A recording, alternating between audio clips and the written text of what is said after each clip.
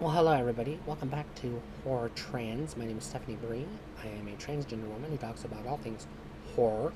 And today we're talking about a ghost story called Lady in White.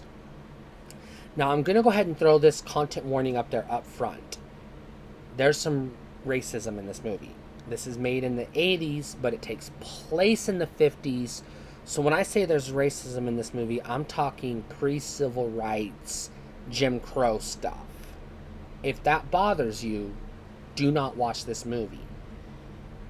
And when I say I'm talking racist cops, blatantly racist, racist kids, blatantly racist, that kind of, I'm talking To Kill a Mockingbird racist here. So if that bothers you, do not watch this movie. Let's go ahead and get into it. This is a ghost story at the heart. It's about a little boy who gets bullied by his classmates, and they lock him in the school cloakroom overnight, Halloween night, and he sees a ghost girl reenact her murder, and he spends the rest of the movie trying to solve her murder, while also trying to solve the serial killer who's on the loose, who he thinks is the same killer as who killed the little girl, and they wrongfully convict the black man. Or I shouldn't say wrongfully convict the black man, but they wrongfully accuse and arrest the black man. And that's all I'm going to say on that subplot.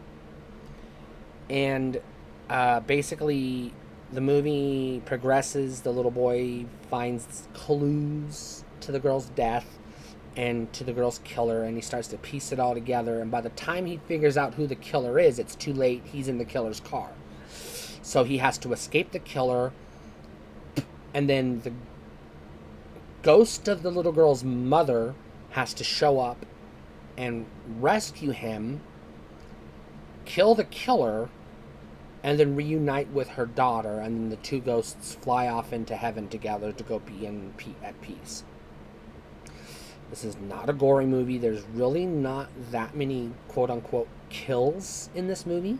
It's a ghost story, so like people died in the past in the movie's past, but you don't really see any kills, so it's not really a gory movie. This isn't really a horror movie per se, but it is a ghost story. It is atmospheric. It's not really super creepy, although there's some undertones of maybe some dirty stuff going on between the adult and the children that he kills. Think Freddy Krueger. But they don't go into details, but it's, kind of implied. And it's not really creepy, but it is atmospheric. So I'll say it's got that haunting Halloween atmosphere. But it's not scary by any stretch of the imagination. It is a good movie.